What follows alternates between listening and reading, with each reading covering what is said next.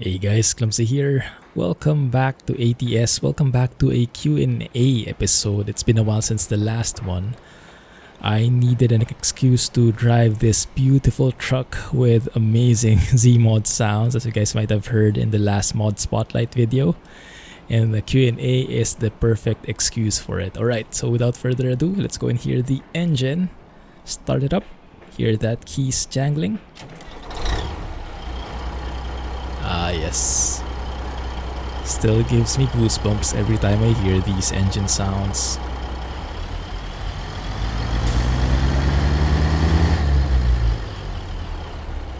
There's Zeemod for you. Let's keep the windows open for now. We'll close them up later as we gather some speed. For this particular trip, we will be starting from Reno and we'll be making our way to Red Bluff over here. And I think we will be passing through some areas that have been made new by the recent Reforma update for patrons. Make it compatible with 141. So it integrates the Reforma, the Sierra Nevada areas, remade areas in California, as well as the remade areas by SCS in 141, like agricultural zones, new ones, what that. Anyway, I think the views will speak louder than my words, so let's get right to it. And as we get on the road, we'll start our Q&A again.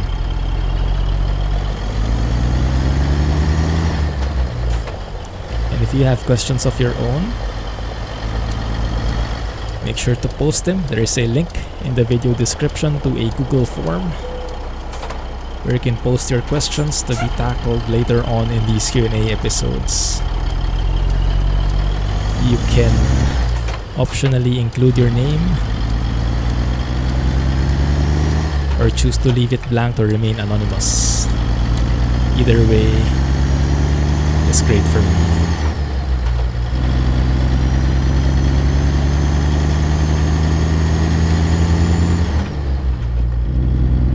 Beautiful. Alright, let's close the windows so we can talk to each other and hear each other while still enjoying the amazingness. Yes, that's a word. The amazingness of these sounds. These sounds. All the Z's. Alright. So where did we leave off? Let me have a look at my list. We still have some questions from Plum. Some very mind-inducing questions. Thought-inducing questions. So let's get right to it. Where do you see Sims being in 10 years' time? Very broad and big question, he says. Indeed, indeed. I'm not a very forward-looking guy. If you guys know me, I'm a very, how do you say, present-oriented kind of dude. So I guess I'm not the best guy when it comes to thinking of a vision, thinking about the future. I'm the guy you go to if you want to get things done, but I'm not the best when it comes to thinking of the future and what it holds. So I must say, I will not have the best answer for you, but what I can say is what I've heard recently. With all the updates coming out, with all the improvements coming out, it's becoming more and more a trend that simulators are getting into the mainstream, which is a great thing. Because especially for those guys who have been in here for the last couple of years, when did simulation start? From what I've read, what is the earliest simulator? 98 maybe, with the earliest flight simulator available. Truck Sim has been out for quite some time. We have what's the earliest game even before ETS2 and ATS? Something. The term is slipping my mind, but yes, also done by SCS, but an older game. 18 wheels of steel or something like that, right? Oh, this looks great. We still have some issues with popping out mountains, I think. Draw distance problems, but I think many of those have been fixed with the recent update of Reforma as well. Hopefully that continues on improving. Alright. But yes, all the improvements before, during the olden days, the simulator community was very small. You had to be pretty hardcore to enjoy simulators because they did not simulate much yet. At least compared to what we have these days. Did we have to exit? No, we don't. So there were a couple of problems before, barriers to entry, and people who were hardcore were the only ones who enjoyed simulators. As the technologies improved, as we got more high-tech stuff coming in, better graphics, better equipment, better peripherals, better sounds, better capabilities, then simulators started appealing more and more to other people. And recently, it even started to come to the console. Maybe truck sim specifically not so much yet, but it's getting there. There have been other truck simulators getting into the console. Granted, arguably, nothing as fine-tuned as what we have here in ATS and ATS2 from SCS, because these are still all PC exclusive. But yeah, with the advent of simulators coming to the console, it allows more people to get exposed. So we have a lot more console users than PC gamers, I can imagine. And that becomes more mainstream. And that becomes even cooler. Because some of you might not like that, because we're getting into California here.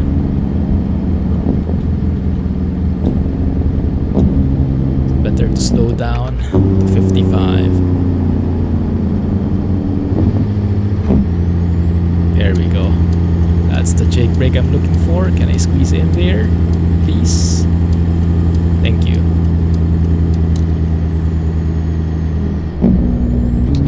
Oh crap, that was not expected. Alright. Oh, this is an agricultural zone for trucks specifically. This area is definitely new. This is added by Reforma. So he adopted the agricultural areas, added them to these other areas as well that are not initially covered by the SCS map. Nice. I like the look of it, definitely. There's even that burning thing there that Alex told me about. Oy, oy, oy, oy, oy. Wow, okay. Might have to improve some AI logic in here though, because they seem to be not caring about other cars in other lanes. Just speeding all the way. Have to be careful in there, guys. Defensive driving is key in that part, looks like. Learn from me. Learn from my mistake. So anyway, it might not sound so appealing for, especially for those hardcore simmers, when we hear about console players getting access to simulators. That can be a double-edged sword, but I believe that it's a good thing, because the more that the simulators reach the mainstream gamers, the more it will be profitable. Yeah, because the user base will grow tremendously instead of having a really small niche. The scope, the reach, the people who will be buying these games will be enjoying these games. These simulators will increase dramatically. That means a lot more profits for the companies, and that ultimately means more funds, more money to improve the simulator even more. Now, a caveat of that, a tricky thing there is it might actually morph the direction towards more mainstream than actual simulator environment. So more casual versus more simulator kind of thing, and that's what we don't like for the most part, especially those who are hardcore simmers, which can be a tricky thing, right? But I think it's a good exposure, letting people know that such a thing exists, because I'm sure some people don't even know that it's a thing.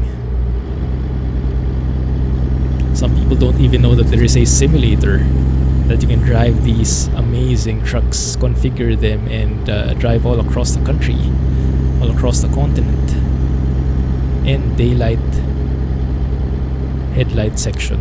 Interesting. Not sure what that actually meant, but we'll follow it. And here it does seem like we'll need to slow down a bit. Now we're good. For now, no, there we are. Slowing down to 35.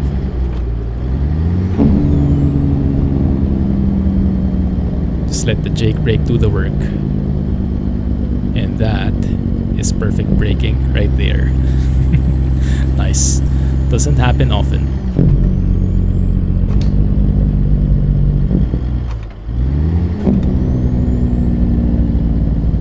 Loading gears here, just enjoying the sounds that come with it. So yes, in 10 years I would expect that simulators will have a much bigger reach. And as a huge fan of Microsoft Flight Simulator myself, I know it has a lot of incompleteness for now, a lot of misgivings, but it does a lot of things correctly, and it is reaching a lot more people compared to what other simulators have reached. It is bridging the gap between the casual versus the hardcore sim enthusiasts. Gives something for everybody, allows both kinds of users and everything in between to coexist and customize the experience depending on their preferences. And that for me is the ideal picture. In 10 years, something that will have simulators that can be tailor fit to be as casual as you like, to be as arcadey as you like, or to be as hardcore as you like, as realistic as it gets. Something for everybody. And the reach that those simulators can have is going to be immense. And that is going to be a win-win for everybody. So how I see it is going to be something like, by reaching mainstream, by reaching both the casual and the hardcore simmers alike, these companies that create these amazing simulators will have a lot of profits, a lot of revenue from their games. A lot of people will be buying the games, and with that funding they can focus, they can increase the immersion, they can develop more options. So the mainstream exposure will give more funding so that these companies can develop more stuff, can improve their simulators even more, as compared to when it's just a small hardcore simulator niche. The people they can reach is very limited, and as a result the funding is also very limited, and so there is limited capability. I think that's currently what we have based on what I've seen. So I recently joined a Facebook group for helicopter simmers. I think it's headed by helisimmer.com. There I can see all the hardcore helicopter sim enthusiasts coming with DIY controls, because there are not a lot of helicopter controls available in the market. So they have to look for DIY or very specialized equipment costing thousands of dollars. And that's a perfect example of a very niche community.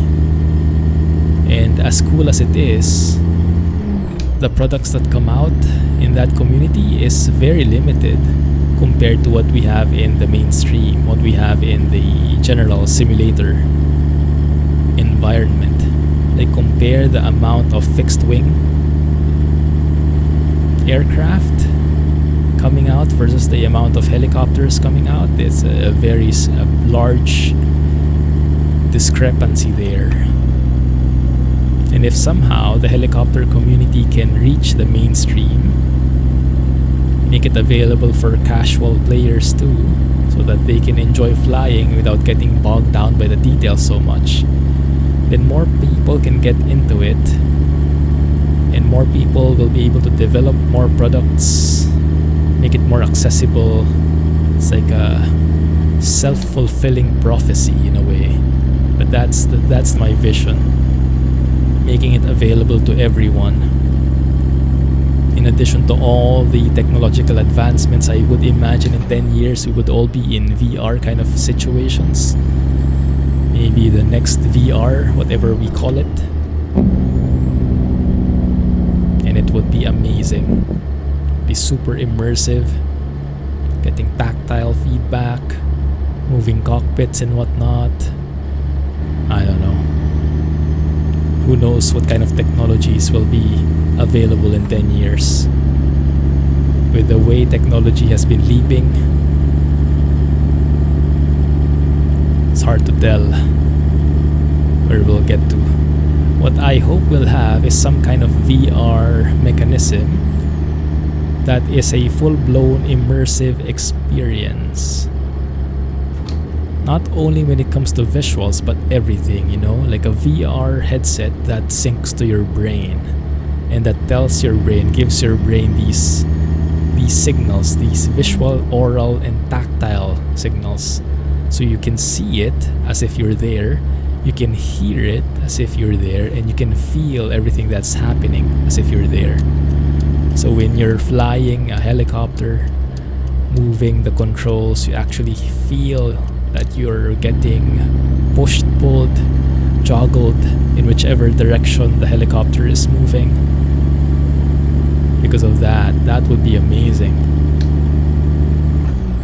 And maybe you can even smell it. Yeah.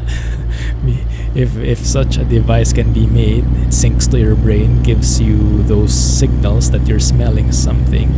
Smell the amazing burn of the exhaust gas.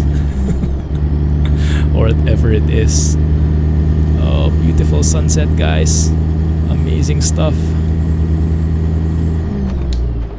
Beautiful views all over the place. I'm loving it.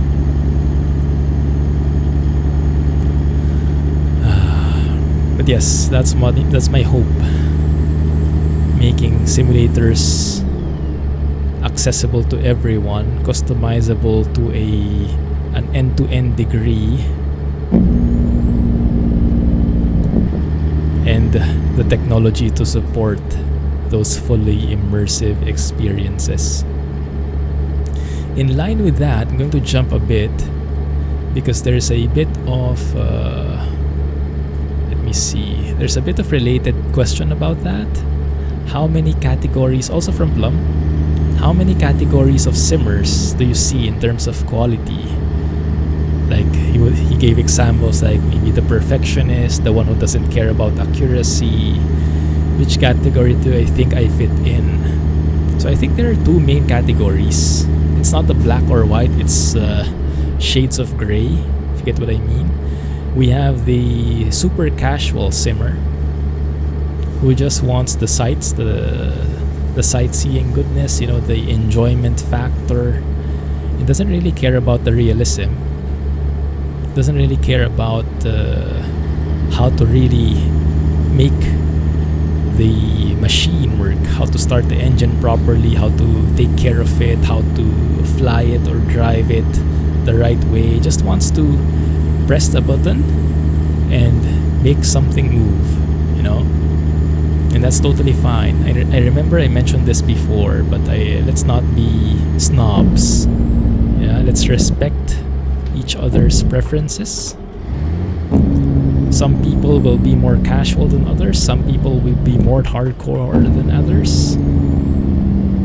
And it's a preference thing. It doesn't mean you're better or you're worse than the next person. It just means you have different tastes. And different tastes is all something we can all agree to disagree on. Oh, not going to be a good day for these shops. Hearing that loud jake brake, but I'm sure guys you will appreciate the quality of the sound, so why not? Alright, leave that there. And now it's fully dark. How much more to go? 112 miles in the dark. I'm not sure I like that. We do have 37 hours remaining here, so we can choose to sleep somewhere if we find our rest area. That being said, I don't think we have one, so I'll do a makeshift resting area in here. Let's take a break, guys. You probably have an idea what I'll be doing, but for those who are uninitiated, we will be quote-unquote sleeping. Catch you guys in a bit.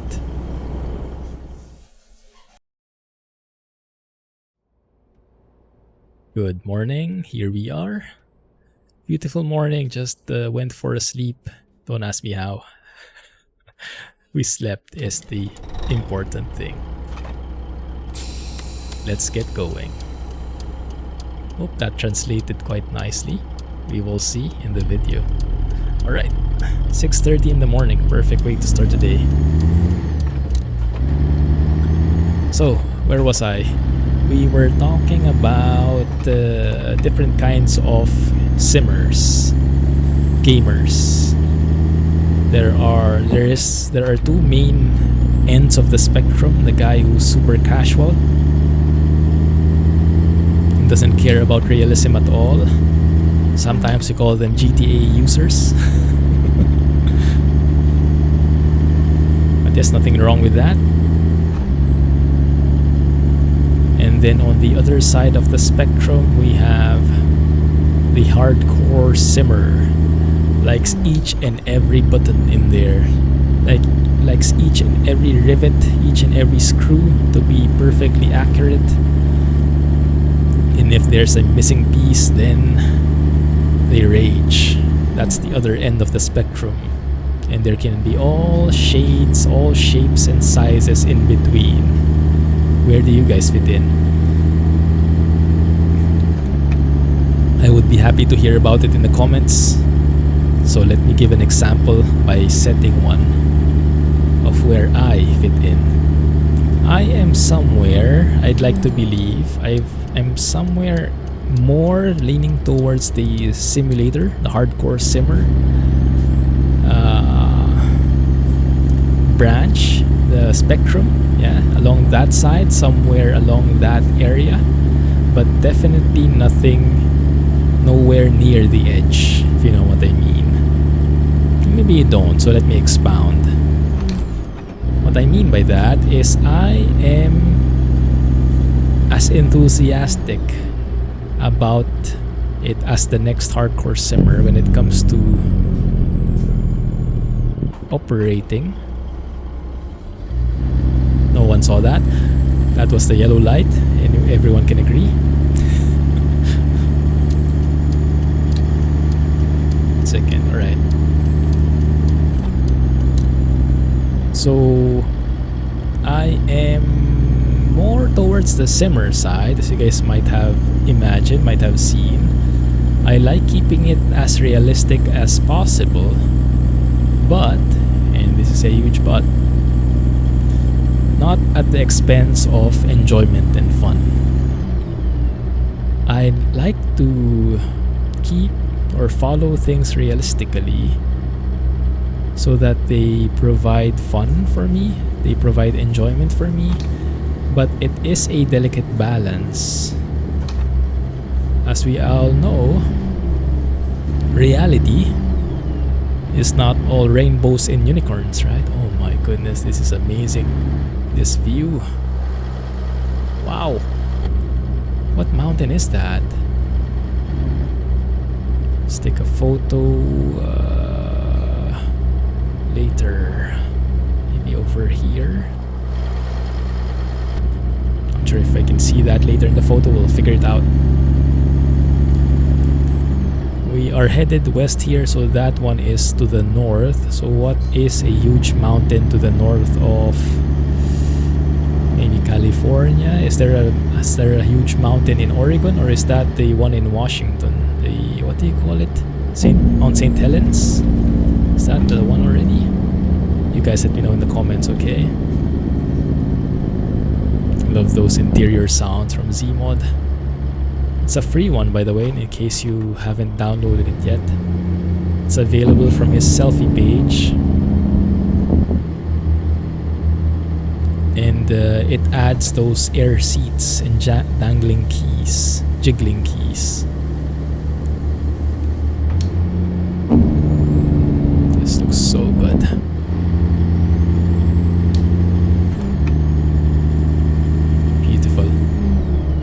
So I was looking for air seats, and we had an interior sound for air seats by Zeemod in ATS2, and thankfully he also released one for ATS with a bit of a different version. It's not just a copy paste. It sounds very different.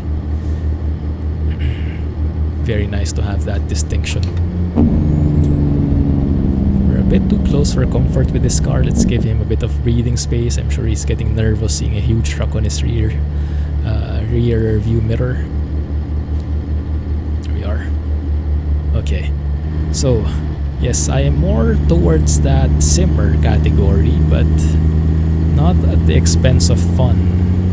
For me, the number one priority is having fun, enjoying, and as you guys know, reality can be a bit bitter sometimes. Reality can really bite you sometimes, right?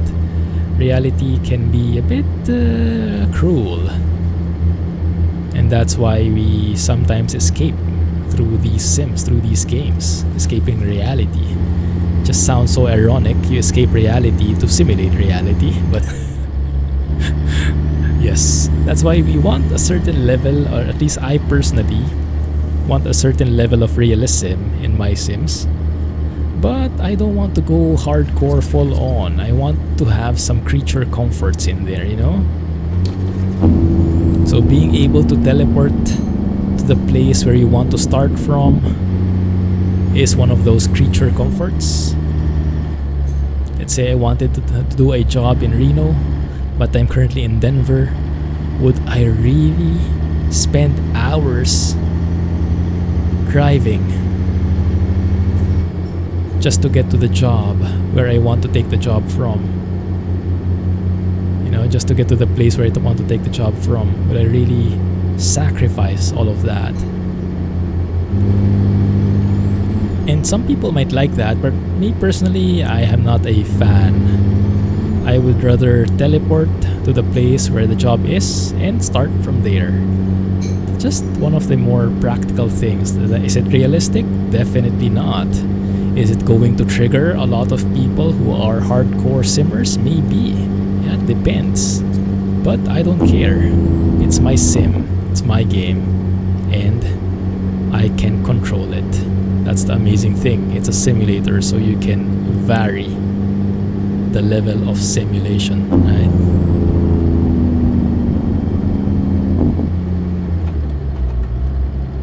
Yeah. Let's go to 7th gear here. Have a bit more control.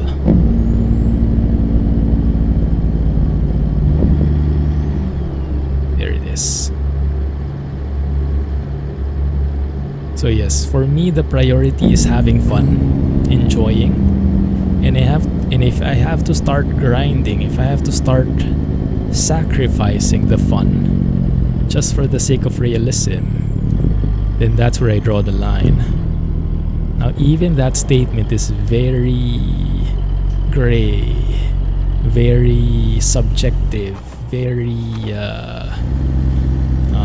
let's say, the opposite of definitive, inconclusive. You know, there are no straight and hard fast rules, except that you are the master of your own simulator, so don't let anyone else dictate what fun you get out of them. If you're the guy who likes to, I don't know, crash your truck, your plane into buildings and whatnot, then do that in your simulator and enjoy it. I personally am not a fan of that, but I won't judge you. Because if that's your thing, that's your thing. For me personally, I like keeping it real, but not to the point of making it grindy. You know, I went here, I came here, I'm playing this sim because I want to have fun, and so the moment when it stops becoming fun, then that's the time to dial it back. So imagine it this way, there's kind of a slope upwards towards realism. The higher you get, the more realistic it gets and the more fun it gets. But at some point, there is a peak of that realism and fun factor. And once you cross that point, it goes downhill. The realistic goes up, the realism goes up, but the fun starts to go down. At that point, when it goes down, is when I drop off. That's where I stop. Because for me, the priority is always having fun. And I'm very lazy. I only will push through with something if I really enjoy it. So when it becomes a slog, when it becomes a chore, then I leave the train. I leave the truck. I drop off the plane. Hopefully figuratively rather than literally, but you get my point. But yes, it's a very good point, also raised by some of our community members. I remember Alex saying the same things, that at the end of the day, it's all a game, you know. So don't be too serious about it. Just enjoy it. If it's the wrong paint job, if such a configuration doesn't exist in real life, so what? Right? So what? If it looks good for you, even if it's all pink and purple and shiny and neon and whatnot, then it's good. Don't let others dictate what fun is for you. You have complete control, and this is actually a very good exercise as well for knowing yourself and listening to yourself. This is a very good learning opportunity to get to know yourself and what you like, and not just going with what people like and what people are saying is good. Like even in my case, for example, I make these spotlight videos, right? And I share mods that I really like, these sounds, for example, this truck, and I keep saying good things about it, and I'm kind of influencing you to try it out as well, and maybe I've influenced some people already about it. But at the end of the day, you listen to yourself and you follow yourself, because no matter how good it is for me, maybe that's just for me. Can I maybe go through there and sneak in later?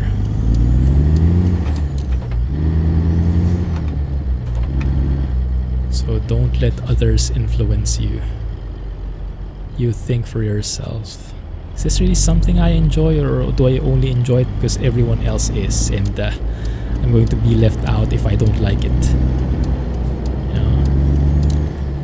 Because when you continuously do that, and that's where the FOMO sits in, that's not going to be a very healthy, ongoing thing for you. Not only with games, but life in general. So, while playing the simulator, practice that already. Oh, no one saw that? Dang it, they saw it. Yeah, like that. Getting penalties is a big no-no for some folks, but I'd rather get a ticket than wait a at that red light for a couple of seconds. So that's me. I'm sure not everyone feels the same, but I don't care. My game, my rules, right? So exercise that muscle of knowing what you like and following it, because that will serve you very well, especially in these times where we have a lot of social media influence. We have a lot of FOMO going on, so it will be a good exercise to really know what you like and pushing through with it. Yeah. So where do you sit on that spectrum? Casual, hardcore, somewhere in between is where most of us will be. But at which point, where do you draw the line? I'd be very interested in hearing that from you guys, so let me know, and I'll be looking forward to your comments.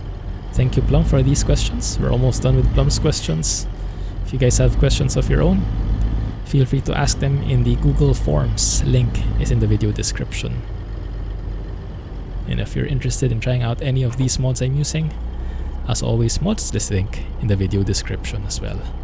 Some of them are free, some of them are paid, all of them are great. Good deal there. Alright, let's get paid. Reno to Red Bluff. Not too shabby, I'll take it. Anyway, alright, there we go. So, thank you for watching, guys. Hope you enjoyed this video. Look forward to more in the near future. I'll catch you in the comment section in the next videos as well. Clumsy Trucking, have a nice day, and catch you in the next one. Bye-bye.